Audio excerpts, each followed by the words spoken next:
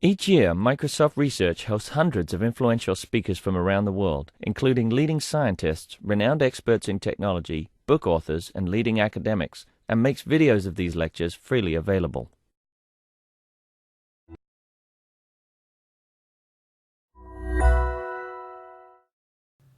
Thank you, Claudia, and thanks to all the local hosts for putting on just a great venue for us.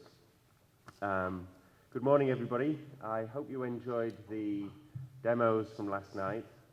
I think there was lots of smiling faces, but that may have been the caipirinhas that were adding to some of the fun. Well done for getting up this morning and coming in for the panel session. I'm sure it's going to be great, and I'd like us to just, for a moment, think about some of the justification, some of the reasoning behind us holding the panel. And it goes back to some of the thoughts and comments that were made yesterday in awarding Paul Watson the 2014 Jim Gray Award. And that was that Jim spent a lot of time immersing himself in the scientific problems and needs of researchers. Although he was a computer scientist, he would totally immerse himself in the context, the language, and the problems that allowed him to properly understand and then solve or help solve some pretty tough scientific data analysis challenges. And the quote that we've chosen to use for this panel from Jim is as follows: "In order to really understand the computing needs of a scientist, you have to go native." And Claudia yesterday actually, I think, misunderstood a little bit what the going native was. She thought it would involve a level of nudity, but I'd like to reassure you all that that isn't going to happen. Although, having spoken to some of the panel members yesterday over lunch, this conversation could go anywhere. So I'm sure it's going to be fun. So what I'd like to do now is introduce the three panel members and invite them to come on stage. So these are, I'm going to give you a little bit more of an introduction to each of them, but this is Paul Watson, Anthony Williams, and Stephen Kelling. So if you'd like to join me on stage. And as they're coming on stage, I'll just remind you a little bit of Paul's background. So he's a professor of computer science, director of the Digital Institute at Newcastle University. As you may have heard yesterday, he has been involved in a range of different eScience projects. He'll be giving us a little bit more thoughts and details onto some of those. Anthony Williams is the VP of Strategic Development at the Royal Society of Chemistry. He has a passion for integrated data. He's worked on a range of different information-related problems to do with chemistry, and done battle with organizations such as Wikipedia. So there's some amusing blog posts that you might want to search on later on. Then going on to Stephen Kelling. Stephen, I find this quite funny actually. His bio says that he coordinates the following list of people, which you know is a group of people that's impossible to coordinate. So he coordinates a team of ornithologists, computer scientists, statisticians, application developers, data managers, and project staff. But he's responsible for the eBird project. So you're going to be hearing, I think, a little bit more about that. We're all expecting his presentation to be quite a hoot. Sorry, that's my one ornithology-related joke. So with that, I'm going to invite Paul to come up first and to just spend a few minutes taking us through some of his thoughts on immersing ourselves in eScience.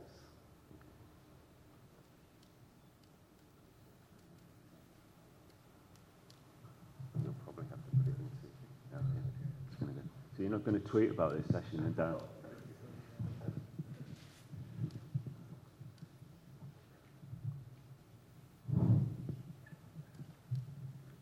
Okay, so well, it's a pleasure to speak to you. I wanted to talk about some of the experiences that we've had in a project at Newcastle and Dundee universities over the past over the past few years, and this is one I mentioned yesterday for those of you who are here, which is the SIDE project, Social Inclusion Through the Digital Economy. And the aim of the project is to try to use digital technologies to transform the lives of communities and individuals who are socially excluded. And in order to do that, we realized that computer scientists on their own weren't going to be able to achieve this. So that this was, I had this revelation quite early on when we were thinking about this project, when we talked about all of the different aspects that we needed to worry about if we were really to understand this problem and make some sort of dent in it, that really on our own we weren't able to do that, and we needed to get a posse of people with different sorts of skills. And we ended up pulling together a project that has computer scientists, electrical engineers, sociologists, people from business schools, experts in user-centered design, gerontologists and designers, so a very wide range of groups. And even within that, so some of the designers, for example, are really musicians. So there's lots of different subgroups within these different parts of the project. And one of the things that we had to do, it was a big project, $20 million. So there was a lot of postdocs, sort of PhD students, and 10 professors involved in the project. And so one of the things that we had to do was to understand how to get these people working together on these problems. Now, in some ways, the going native analogy, I think it doesn't quite capture this, and I think in lots of ways it doesn't quite capture some of the things that we do, because the idea of going native is you perhaps you immerse yourself in a discipline, and then you become like one of the people in that discipline. But actually, what you're really doing here, and in most of these sorts of projects where you get involved with people from other disciplines, is that you're learning as much as you can about their discipline, but together you're going to create this new land which has a different culture to the one that either of you have come from. So there's a sort of an element of terraforming in it if we push the geographic metaphor. And so the question was, well, how do we do this in this project with this group of people? And the things that, looking back, that I wish I would have done when we started this project, it's still going, but we started 5 years ago, is to ask people, so this is the first question to ask, do you really want to do this? Okay, are you really committed to this? Because it's an enormous amount of time and energy, and you don't get a payback immediately in my experience. The payback can come after 2 or 3 years. And so what you're going to have to do is you're going to have to give up an enormous amount of your time, and academics are terrible for taking on more and more commitments to the point where they stop delivering on almost anything. And so I would ask anybody who decides to go and immerse themselves in somebody else's subject and work with other people, what are you going to give up? Because you can't just do this whilst you're continuing all the other commitments that you have. And I think that's one of the reasons why sometimes these projects don't get off to a good start. So I would encourage people to have a no dabbling rule. So don't go into another discipline and take up people's time, skim through the first 20 pages of an introduction to subject X, and then turn up at the occasional meeting, and that's the end of the going native part of your career. So you've really got to be prepared to make a big commitment to it. And then there's the getting off to the good start problem. So things can go wrong very, very quickly unless people really think about how to get going in a collaboration with people in another discipline. And it is important to do the thing that Darren alluded to, that Jim Gray had said about immersing yourself. So I can remember going to Jim's house, for example, and one day, and he decided to move into biology. And he had rows and rows of biology books which he was working through in order to do that. So he was deadly serious about really learning about a subject. And you need to do that, because otherwise you won't even be able to understand the lingo that people speak when you're in meetings with them.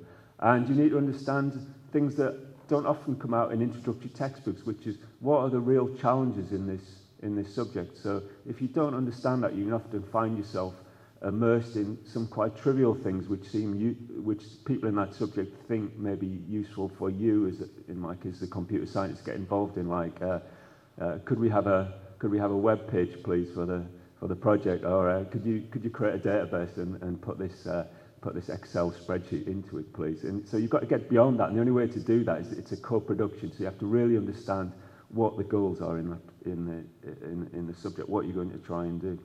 And then there's things that sometimes you don't even think of but can cause enormous problems, like the reward structures. So in different scientific subjects, people are trying to do different things, and they get on in their subject for different things. So is it the subject where collecting data gives you rewards, or do you get your rewards only from top quality journal papers?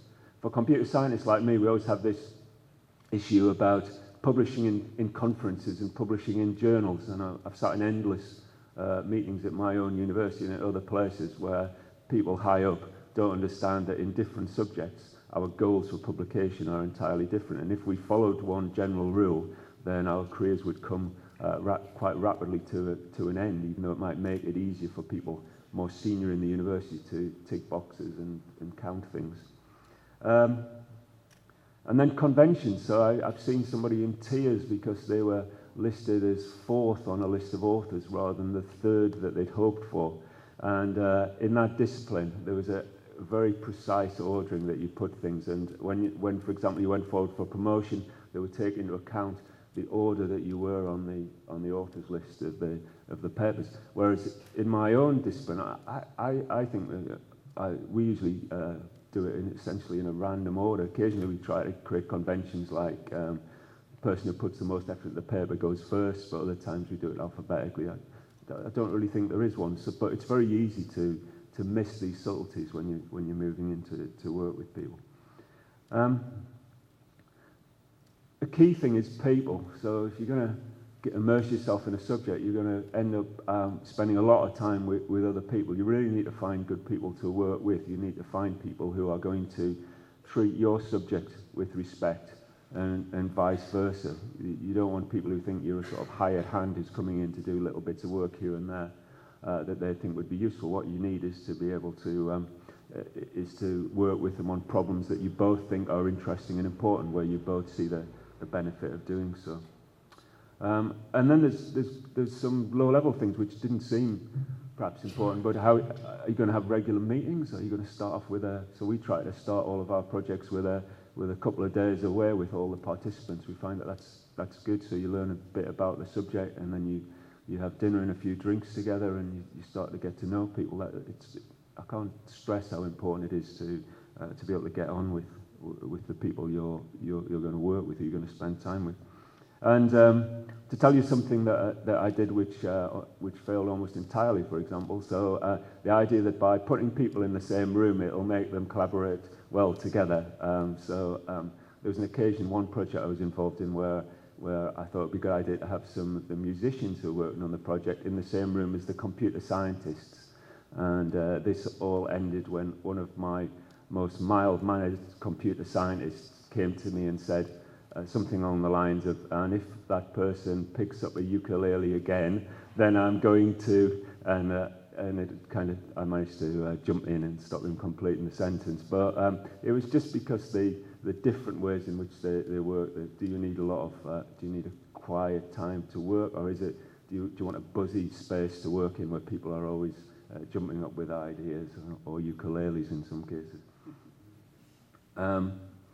And so I think you've got to be clear about the approach. So one thing about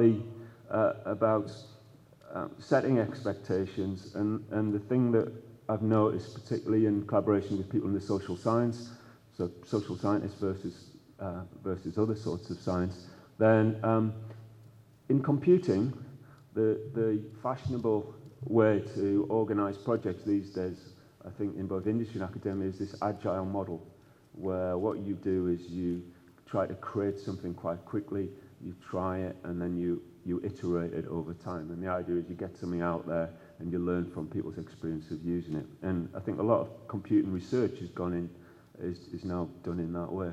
Whereas in a lot of the social sciences, then the model is one of which used to be the case in computing, which we used to call the waterfall model, which many of you will know, where you'd spend a lot of time working out requirements, reading literature, and then you come up with a plan for what you're going to do, and then you set off to do it, and then you evaluate.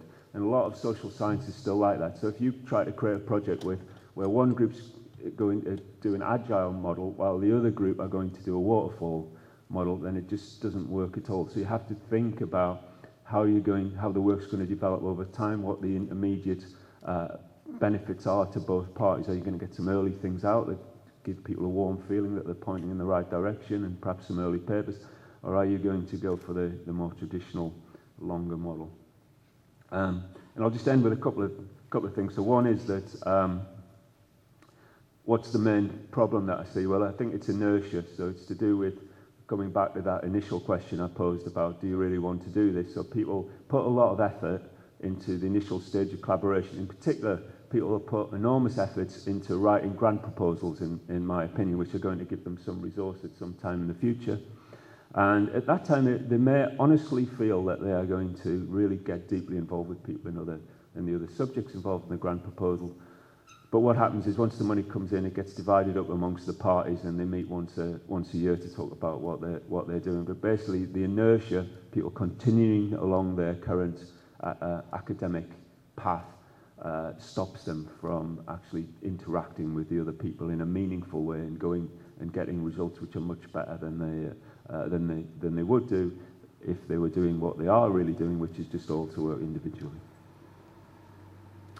And finally, the question of, so based on this experience, so this is our latest attempt to try and do something and create create these natives. So this is our new doctoral training centre. So we get about 12 new PhD students a year for 5 intakes. So we've just had the first intake. This is us on a retreat that we had to get to know each other, which involved all getting wet largely in that very cold lake in Northumberland.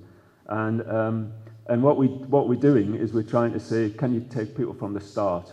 Is it easier to get younger people to become natives rather than to try and take somebody who's older, who's further down in their career, has more commitment? So we're taking in people who've got first degrees or masters in either computing science or statistics, and then we teach them about each other's subjects, and then we bring them all together and we teach them about in this case, the cloud computing and big data analytics.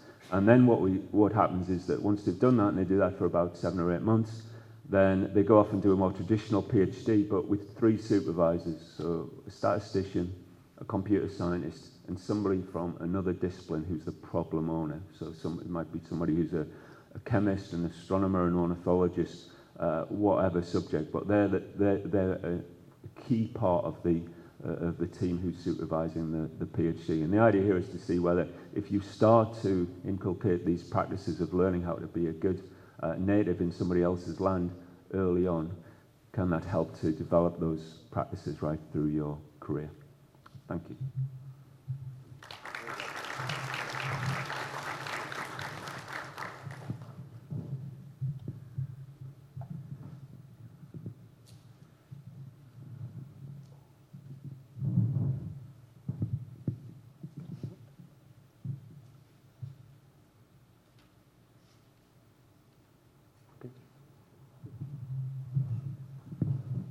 So I'm a chemist by training, who then moved into computers, but I have never lost the tendrils that stay embedded in my initial training.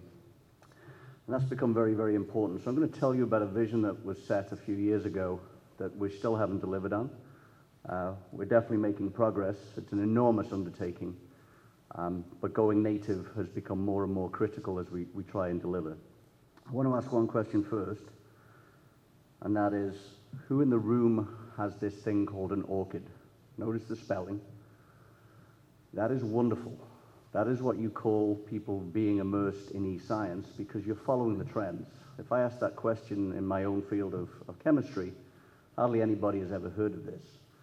If we want to bring together information, data, recognition for contribution, this particular social security number for science is going to become critical. So there's one thing you get from what I say, I would suggest you go off and take a look at orchid.org and make sure that if you're a scientist that you pick one of these social security numbers up. And you'll see why they're very important, I hope, as I go. So I want to set a vision.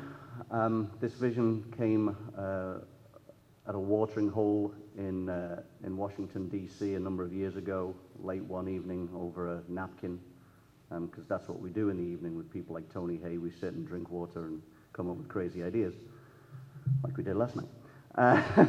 So let's map together as much chemistry data as we possibly can, all the historical data that we can lay our hands on, everything on the web. Let's bring it all together.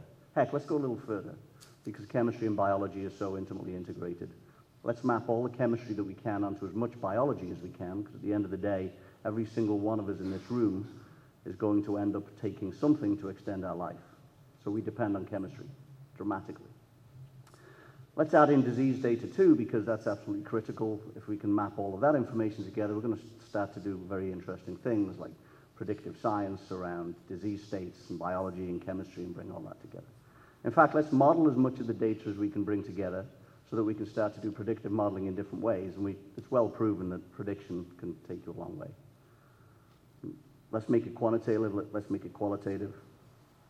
Now, that sounds like a big undertaking. What I can tell you is we started this project about 7 years ago. A couple of guys who hand-built 2 computers. We bought one little computer.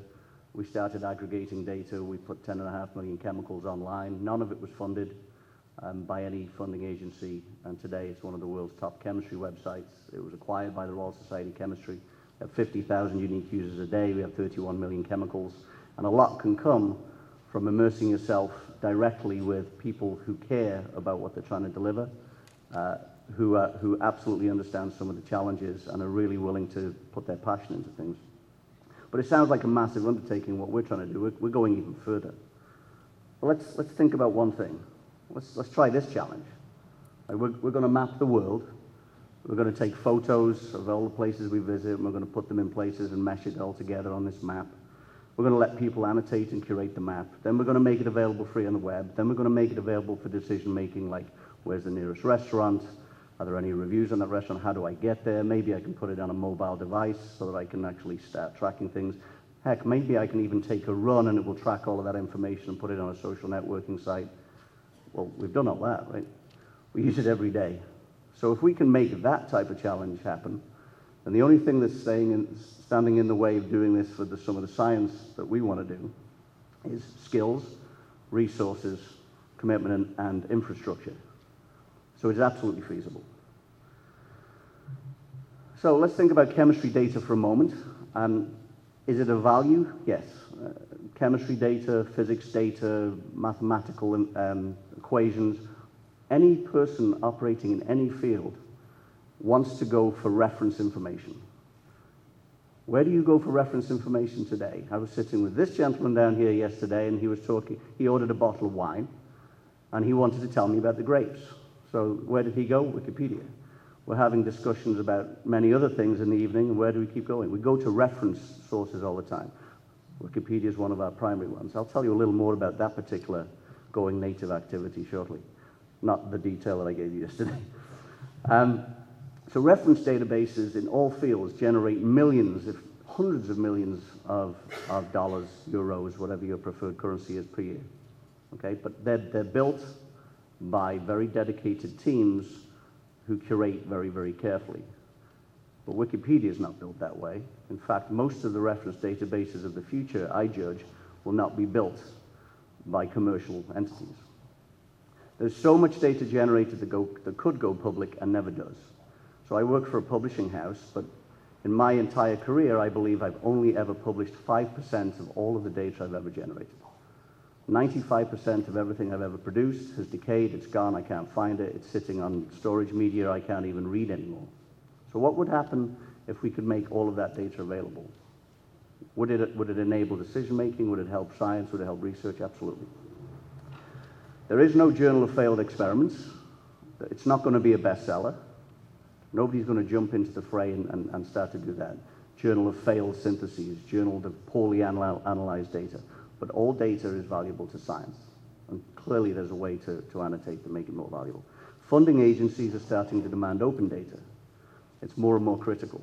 So a decision has been made by most of the funding agencies in Europe right now that at least 5% of all of the funding must be put into data management plans. It's easy to say that, and it's actually quite easy to get people in science to commit to doing that.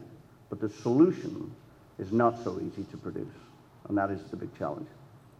And also scientists maybe want funding to exist and to get their work done and to produce amazing science, but at the end of the day, many scientists want recognition. So even if they are to produce data and to contribute it and come up with data management plans to put it out there, what they ultimately want is recognition for what they've produced, and the challenge is how to do that.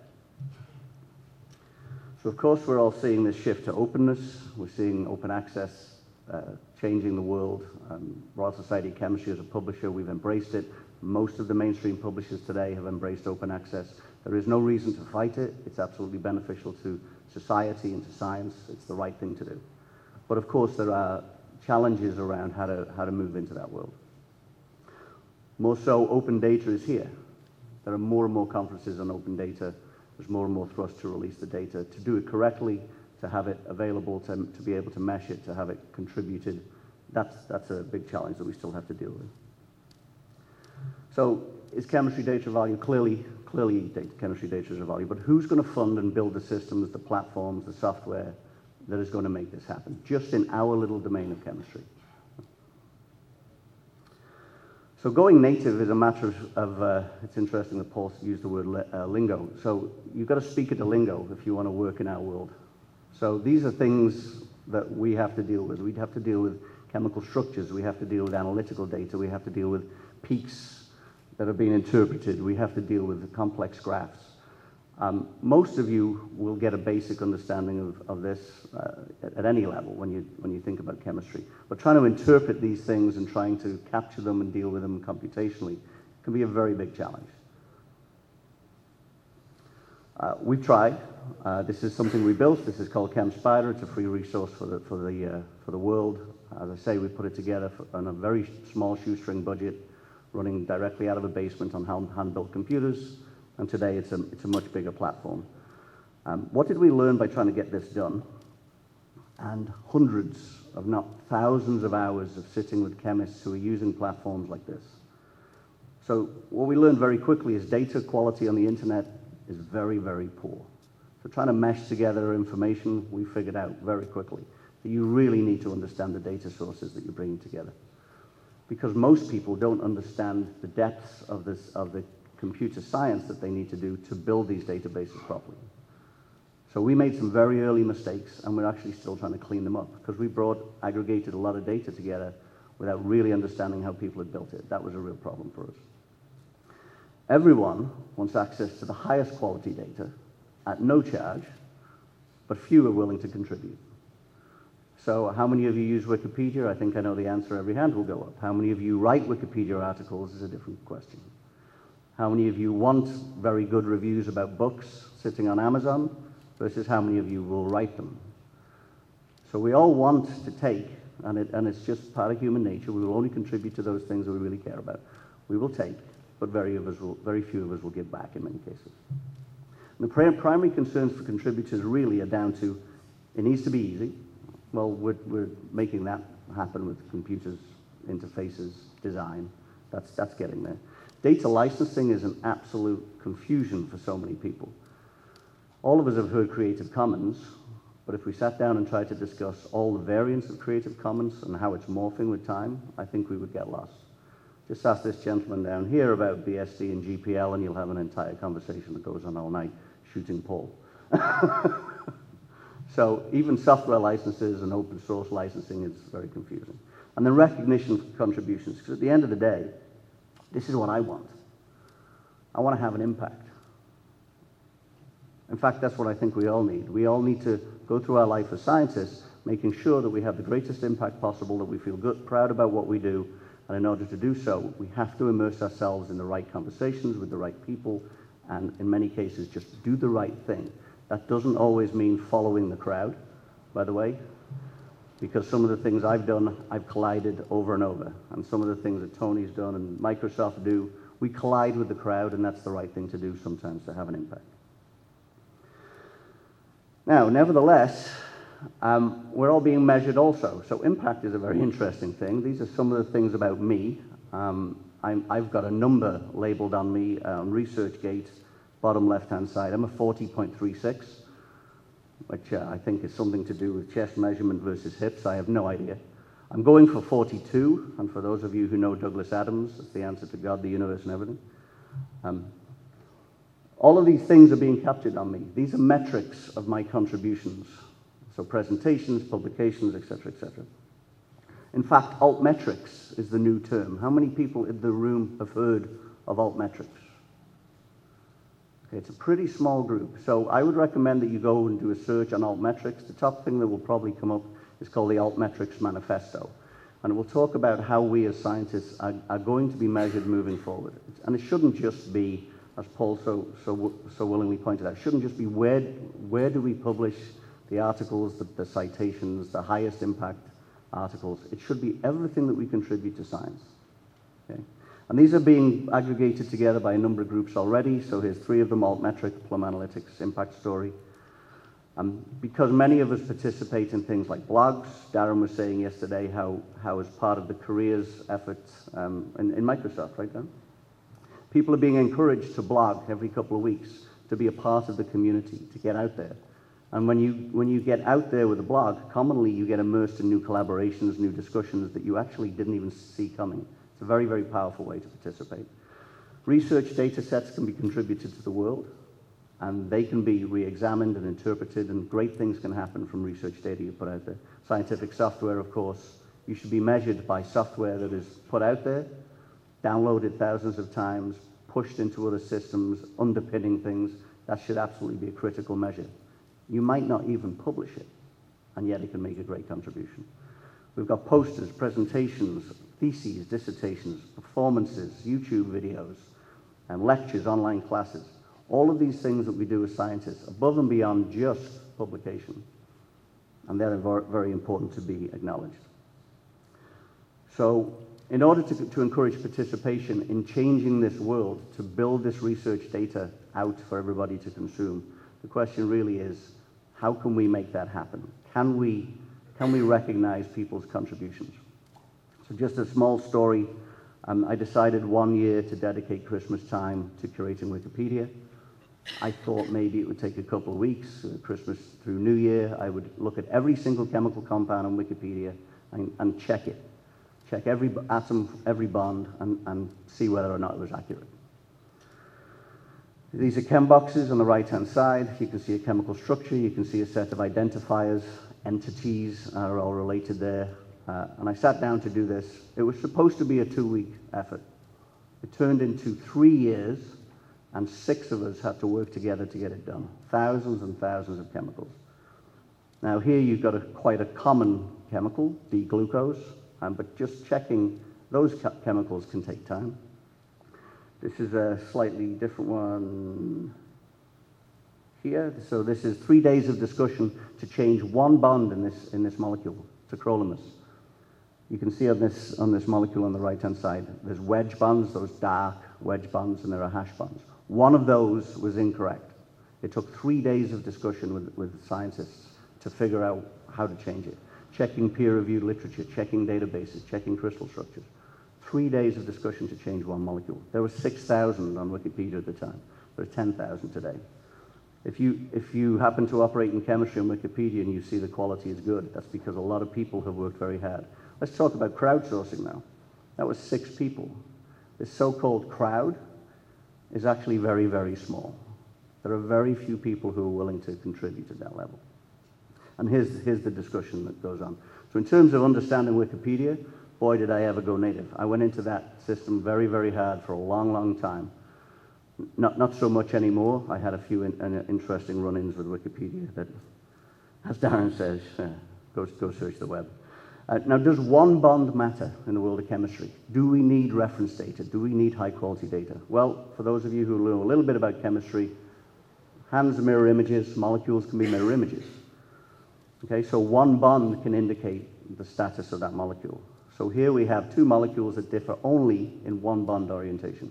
One is spearmint, one is caraway.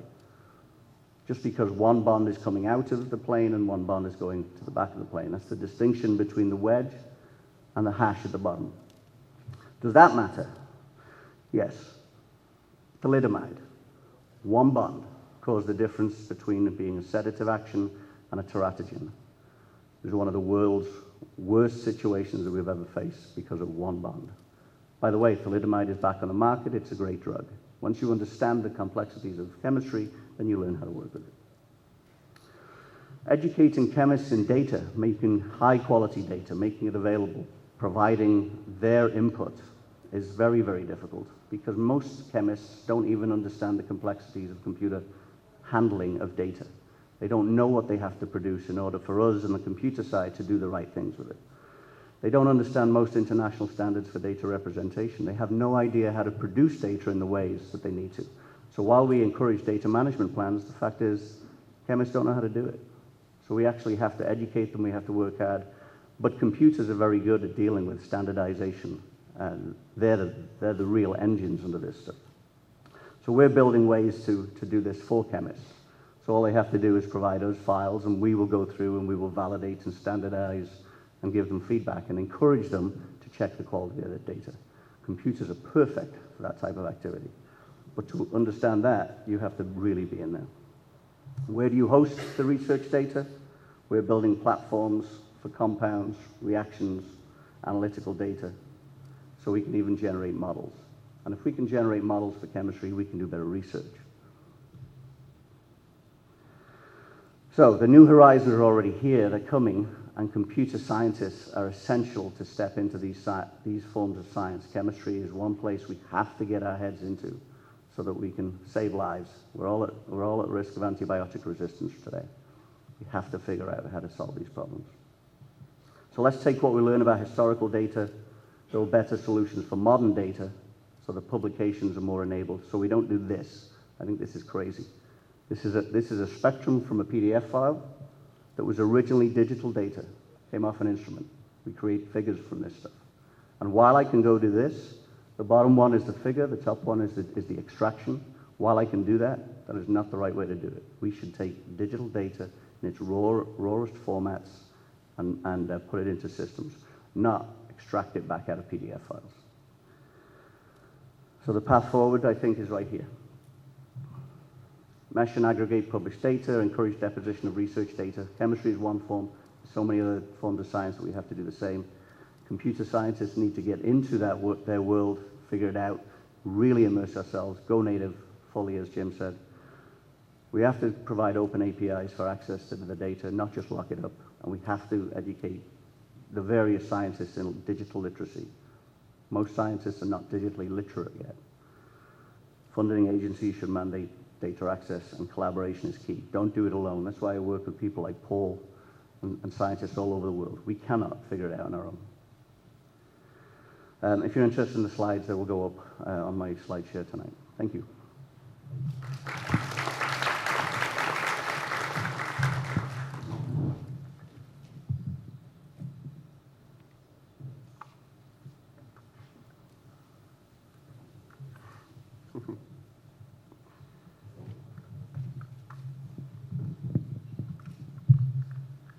I was a birder before I turned 15. I'm a conservation scientist professionally, and I'm an information scientist now. I can't help thinking about the significance of biodiversity and the opportunity to be in Brazil, which is one of the biodiversity hotspots in the world, is really a special occasion for me. I work at the Cornell Lab of Ornithology. We study bird populations. We do conservation science. And we do this, we've really worked a lot with this concept of citizen science, where we get people to go out and collect data for us, which we can then process. And while there's been lots of attempts to develop algorithms and machines that can identify birds to species. That the only machine that really can do that right now are humans. So beginning around 2000, we decided to test the hypothesis whether we could actually engage the birding community to submit observations into a central database that we can then do conservation science and ecology with that data. So in 2002, we released this project called eBird, and we built it as an academic project. It was asking people to help us save the birds. Well, needless to say, for the first couple of years of the project, we weren't collecting any data at all.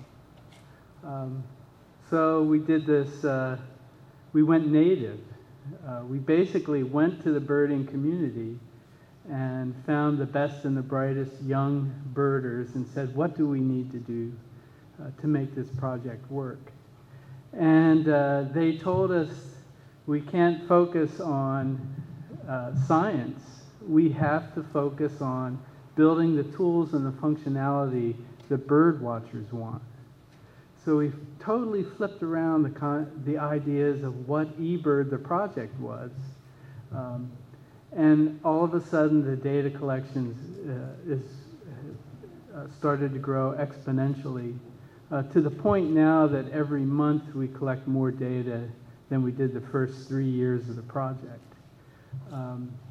But the trick that we did, and we always stayed within our discipline, was we fooled the participants to give us good quality data. And with that data, then we could bring a community of computer scientists and statisticians and ornithologists together to start looking at that data.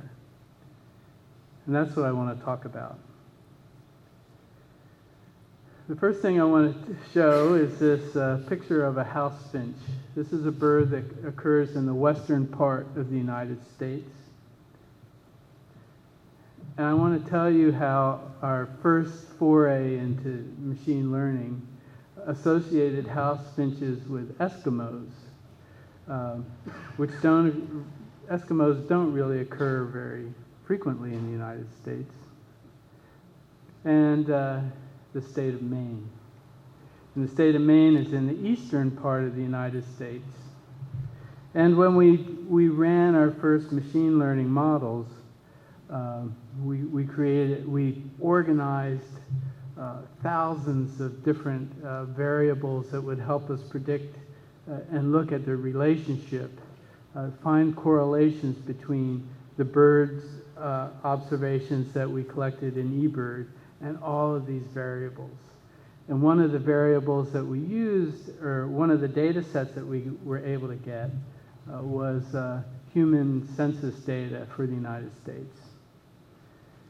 And what the results of the highest correlation we got from our decision tree models was that in the state of Maine, almost 100% of the time where you found an Eskimo, you would also find house finches. There's probably about 10 Eskimos in Maine. So we found that this correlation really, while it was strong for the computer science group, made no sense at all to the ornithologists and conservation biologists. So that really got us thinking about this notion that correlation does not imply causation. And that's a huge and valuable lesson for us as information scientists and computer scientists. And it really changed the paradigm now on the way that we study our systems. Because even though we collect a lot of data with eBird, there's never enough data. And we always have to find relationships between other kinds of covariables with our bird occurrence data to make predictions and models on their distribution. So that brought us and really forced us to move into an across-disciplinary team where initially we would have incredible arguments, almost fights, particularly between the computer scientists and the statisticians, where they were adamant, one side or the other was adamant that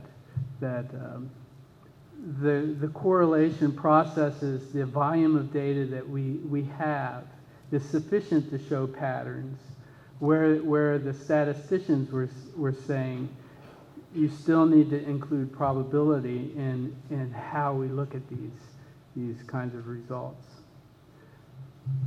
So then we brought in a team of statisticians. It is a big group. There's about 40 of us now who are working on this project. But now I want to focus back and go back to the U.S. Census data. And another piece of information that we found was that there was a really high correlation, which was of a high probability value too, between minorities in cities and the occurrence of birds that live in wooded areas in cities. And these cities included Baltimore, Seattle. We had New York and Chicago. So we couldn't figure out why we were finding this correlation. So we went to a group at Cornell that does social and economic research, primarily based on census data, and they started talking to us about the phenology of humans in the United States. And basically what's happened is that in the 40s and 50s, right after World War II, there was a massive growth in housing development around cities. And this was the first suburban areas around these large cities everywhere. And people who bought these houses planted shrubberies, they made their gardens, planted trees and things like that. 50 years later, those people passed away, and a new group of people moved into those regions. It happened that often these people were minorities as they moved out of the big cities into these areas. So what was happening was that the bird populations were now being attracted to essentially mature forests where these groups lived, the minority groups lived. And that was the association, the correlation that we found. And it was only by us bringing in multiple disciplines and being open to different ideas on how we could look at this data and study it that allowed us to get the kinds of results we did. So that's what I wanted to focus on, and thank you.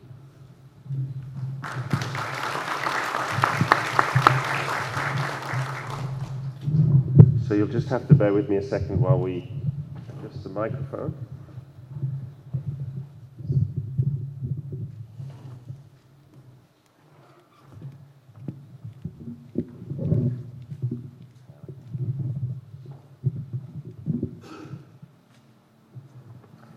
Okay, so what I'd like to do is just move into the sort of discussion phase, and I'd like to start by challenging the three speakers who have the unfortunate qualification of all being successful in their eScience projects. Clearly they've learned a lot on the way, but what I'd like to do is ask you,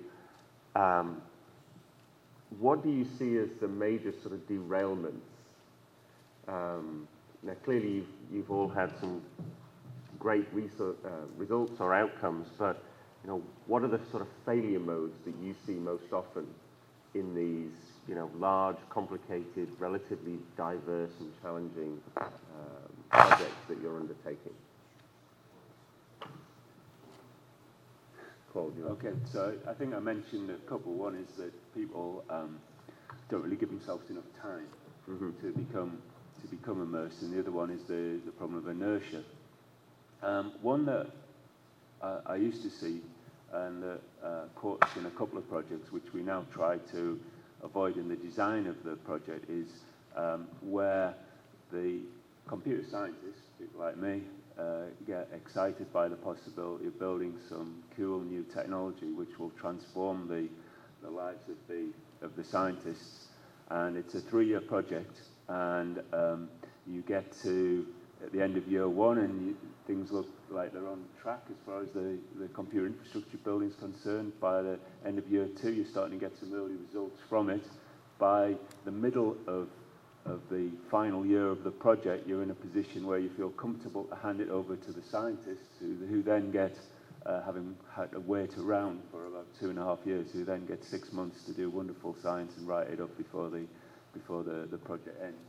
And so one of the things that we try to do to avoid that is that we try to always get some early wins. So we don't try to have a project where there's this stage 1 is that we build infrastructure, stage 2 we hand it over to the scientists and then they can do something useful with it. So we try to move, I guess it's this agile approach I was talking about earlier, where within the first few months you're able to give the scientists something that they can use.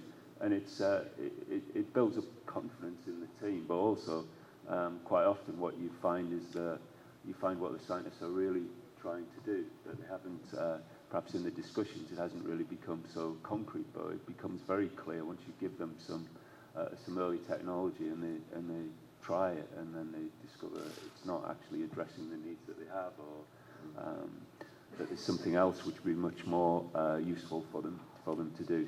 So we talk about these virtuous circles in which you give scientists some infrastructure, they try something out and they give you feedback, and then you build the next generation. Anthony? So from my experience, it's actually long-term commitment and staying engaged. It's very hard to get people. I think it's become societal that we expect very quick wins in so many things. We expect things to show up results very, very quickly, and some projects of large scale and important scale take time. You really need to try and keep your the community that you're working with to move things forward engaged. That can be very difficult. People are very willing to walk away into the next quick win if they can. That's my biggest hurdle. For us, it's the realization that it's okay to fail. You can make mistakes. You can follow paths that really don't get you to the end result that you really want to be at. But unless you're in an environment that allows bright people to make mistakes, you're not going to be successful. The one thing that we found too in now 15 years of this kind of work is that typically our publications first come out in computer science or artificial intelligence kinds of publications, and then over another year or so switch into the domains where those publications occur. So we have to have a long-term commitment. We have to think a lot about sustainability of our projects to ensure that we can follow this evolution of publications. So I have a couple of other questions I'm going to ask, and then throw it open to the folks in the room. The first one's about team health. Okay, and the reason why I raised this is both Paul, for you and Steve, that you talked about very large teams. And I know within Microsoft, one of the things that we do is try and make sure we understand different people's styles, different characteristics, their modes of working, the way they like to ingest information, what motivates different people. And we go and we do certain exercises that actually help us characterize the strengths and weaknesses that we each have. So have you found that necessary? Clearly, Paul, you did an off-site with some of the doctoral students that you've got there, but is this something that you systematically do to understand the health of the team, or is it just, you're aware of it in some way, but there's no systematic approach that you use? So I guess the question is, how do you make sure the team health is good? What tools and techniques do you use?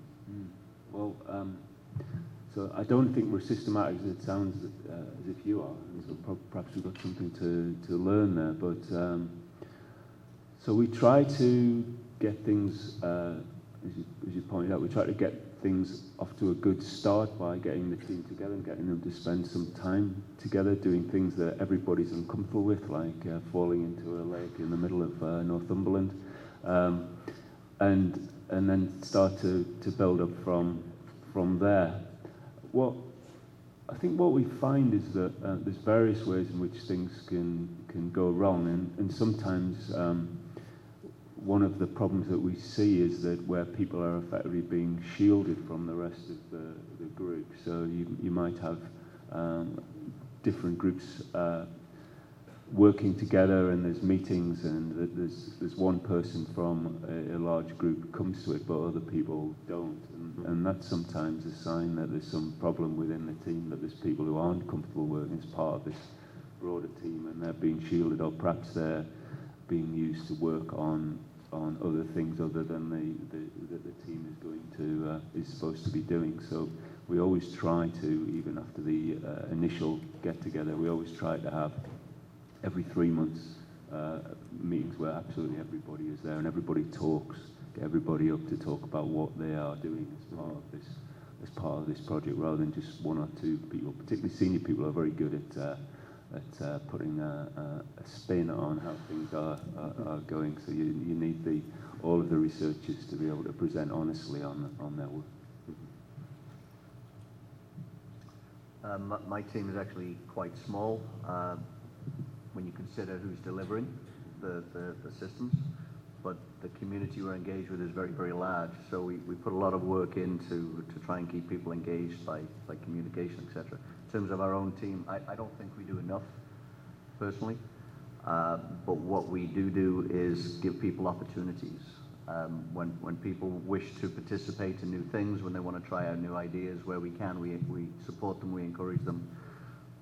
The lip service of it's okay to fail, we actually try and encourage that to be real.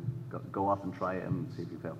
In most cases, my own experience of, encourage you to fail has been lip service, but we try to do it really. Go try the experiment, come back in a month, and let's see where we get to. People want new opportunities to play, and I think that's important. We're really selective and careful about bringing new people into our group. We're lucky that our research is on a very charismatic organism, and the kinds of data and visualizations that we do, people like to see, and our best success is when we get buy-in from computer scientists or statisticians that begin to show an interest in the projects themselves. But the exciting thing that happens is that the ecologists and ornithologists then begin to want to become more quantitative. So there's a merging of the two fields, which is really pretty exciting to see. So my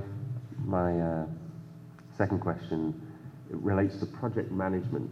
So if I think about the team that we use, or that we have within Microsoft Research for trying to achieve our eScience program and get the results that we sort of celebrate, a key part of that is, for us, is introducing a PM, a project manager, who clearly owns the task of coordinating people.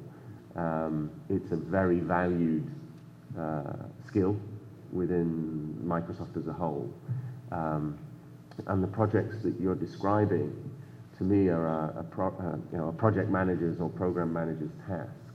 Do you have that function clearly identified? Is it a spread responsibility?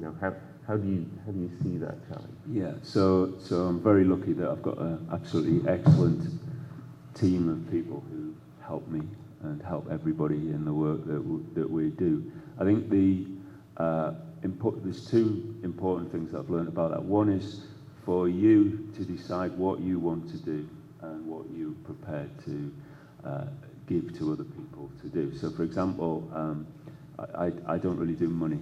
So at home, my wife does all of our finances, and at work, all the projects I have somebody who I brought in, came in from industry, from a biz dev background, and Barry worries about how we're spending money on the projects, where it's going and where we need to bring in more money, and he'll put a lot of effort into helping to bring in grants to fill holes into that.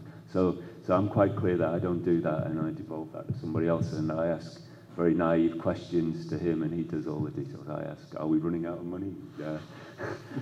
Yeah, can we employ somebody else? Those sorts of questions, and leave that to somebody else. Similarly, we in the UK, nowadays it's important to capture impact. Tony talked about this. There's lots of different ways in which you can measure impact, and so rather than have us all do it in a rather amateur fashion, this typically happens at the end of the project, where you all scratch your heads and try to remember all of the papers that you published and whether anybody had ever given a talk anywhere in the world about the project. We have somebody who captures that as we're going along, and I think a good thing about that is to think about how they can develop their careers to become even more effective parts of the team. So for example, the lady Una McGee who's doing that for our project, she's currently in California at an event. She's written a paper and she's presenting that on the challenges of capturing impact in these projects. So I think that sort of discussion about developing the members of the team, giving them opportunities, I think that includes those people who are helping you with the project management in your projects. So we expect each person to be quite independent, manage their own slice of the project, but keep the primary project manager very, very informed. And the person that we have managing the project is very communicative. It's literally daily touches with the team members, stays in touch with everybody. We have weekly reviews. It's very, very important to staying on schedule, delivery, making very clear decisions about what to do, what to not do. It's essential for as small a team as we are. It's critical. We have a really spread team across the United States and in the UK. And one of the things that we do is have a series of weekly meetings using GoToMeeting or that kind of software so you can see and interact with people and share desktops and things like that. And those have been really helpful. But for me personally,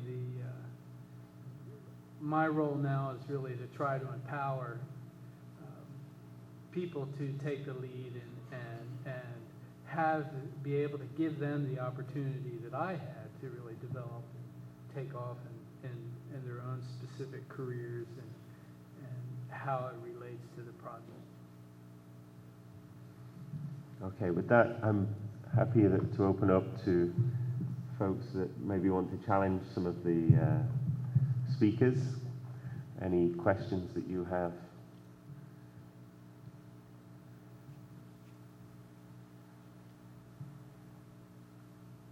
Sorry, this question.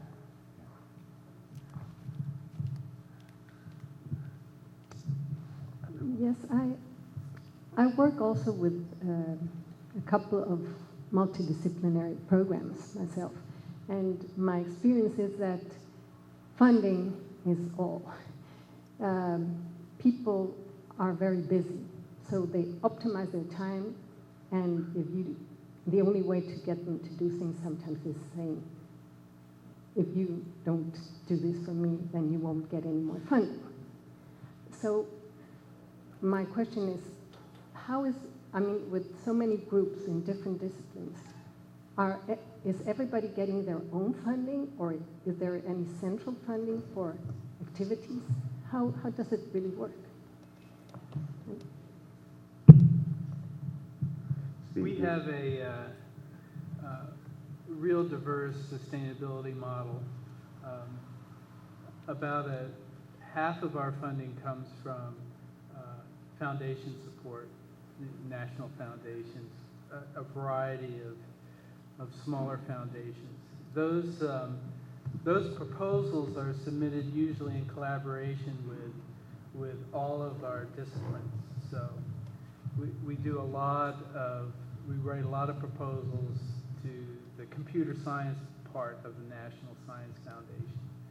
But we also go to smaller foundations to do things like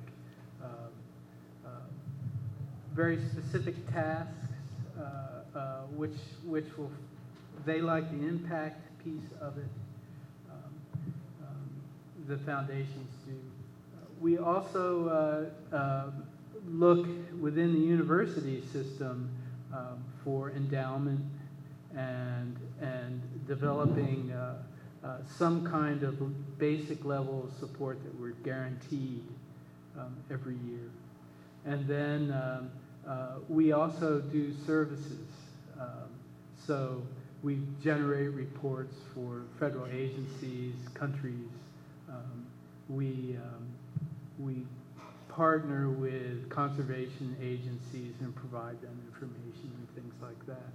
So by maintaining this sort of diverse income stream, we've been able to sustain and grow over the past 5 or 6 years. It's hard though, and it's probably one of the areas that I and a group of people at the Lab of Ornithology support me in developing. From what I heard from Tony, some of your activities were very much bottom-up, unfunded works initially, and in contrast, Paul, some of yours are mega grants. Is that correct, or some of the size of the project that you were talking about? Yeah, well, we've been lucky because in the UK for the past 15 years there's been an emphasis on multidisciplinary research through specific programs that you can only go to for money if you have a multidisciplinary team. So there was Tony Hayes' eScience program from 2001, and then that morphed into something called the Digital Economy program, which is where we've got most of our recent money from. I think that, the danger is that, everybody in academia tends to need money to do things that they want to do. And so if there's a pot of money available from somewhere, let's say for multidisciplinary research, then the danger is that you might get people who weren't that interested in multidisciplinary research, but just saw it as a way to get funding. So although it's true that a lot of the grants have been large, what we often do is to start with very small pilot projects where we might do 6 months work with somebody probably unfunded, and that builds up an understanding of what they're interested in, what the capabilities are, whether we could work with them, and then it's only then that we would get them involved in some large multidisciplinary project. And even then, what we try to do is to retain some central control. So the side project was 5 years. Then the way we organised it was that at the beginning we said exactly where the money would go and who would be doing what, but then we had a review after 2 years, and we had made it clear to everybody at the start that's what we would do, set expectations, and we got people to write a little mini proposal for what they wanted to do, whether they wanted to continue the work they'd been doing, if it was promising, if it had failed, and we tried to we tried to say that it was okay to fail, but we didn't want to keep people pursuing failure for the second half of the project. We wanted them to come up with some other, based on what they'd learned, with something else for them to do. So we did that, and we later reviewed it, and those projects ran for 2 years, and then we did the same for in the 4th and 5th year of the project. So that's how we try to encourage people to. That's how we try to build projects with people where we think they're going to contribute and we can work with them, but we try to make sure that they're actually succeeding in the multidisciplinary aspect of the research as you go through a long project like the one we've been working on. Okay, Tony. Yes, the Research Data Alliance is funded by the NSF, the European Union, and the Australian National Data Service. I'm slightly confused as to what it should be doing. It's not a standards body, and the different disciplines have standards bodies and so on. So what, in your view, should the Research Data Alliance be doing to make the data more shareable, interoperable? What are the important things it should be focusing on? I've heard of the Research Data Alliance. I'm not really engaged with it much at all. What I've heard from people who participated is it's a lot of discussions right now, trying to figure out exactly what they're supposed to be working on. I think they should probably set up a set of teams that are specific to certain aspects of science. They should charge those bodies with working on a set of particular issues, including standards, including particular mandates that they should be working on. Yeah, data. Giving open access to data is easy to say and hard to do. Yeah.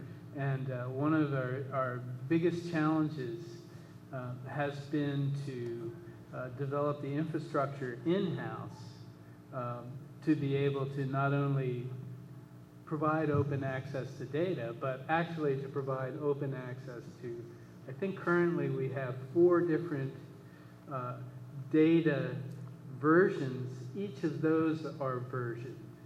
So all of a sudden, the simple concept of making data open changes and becomes much more complex. And my experiences in the biodiversity field specifically are that those groups are not prepared to handle the complexity of what it means to ensure that a data set that a researcher used in 2010 is still available, even though you're constantly adding new data to that data set. Versions, access, management, and of who's asking for the data, so you have metrics on data use. All of those particular areas are novel in the area that I work in. So Tony, are you still on the RDA board? Yeah, I'm on the RDA council. Right. I've been there for years, so hoping I find out what they should be doing. Actually, not clear to me, because it's a complicated thing. Like with the chemistry, just in one discipline, see loads of disciplines that fall with your side project. Is there any meaningful way to make that data interoperable between disciplines? How do you do that? Yeah. So I'm pleased you're on the board and you're going to sort this out for us all, because it's a terribly difficult thing, and one of the reasons is that there's different conventions in different disciplines. People expect very, very different things. I was in a talk last week with somebody who works in finance, and they'd introduced this financial research, this wonderful new system where they could put metadata about the data that they had in the file names, which is something that I thought that scientists had given up in about 1972 or something like this. But this was in that subject. This was the new coming trend, and I think it's just very difficult to do things that generally across lots of disciplines. The thing I worry about, though, is if you look at the data that we create in most of our projects, then actually it's pretty useless unless you've got the programs which can interpret it and analyze it and do something with it. And so whether the dangers are going to end up with these large repositories of data which actually nobody's going to be able to use because they don't have the equivalent for the codes which you need in order to do anything useful with them. Okay, on that rather depressing note. So there are actually activities within Microsoft to try and guarantee that if there are documents that have been created previously with versions of Word, for example, or Excel, that you can go back and use those original versions because for exactly this type of problem. Okay, with that, I'd like to thank you all for spending the last hour and a half with us going native, and just invite you to thank our speakers. And obviously, if you want to have more conversation with them, then please do talk to them over coffee. Thank you. Thank you.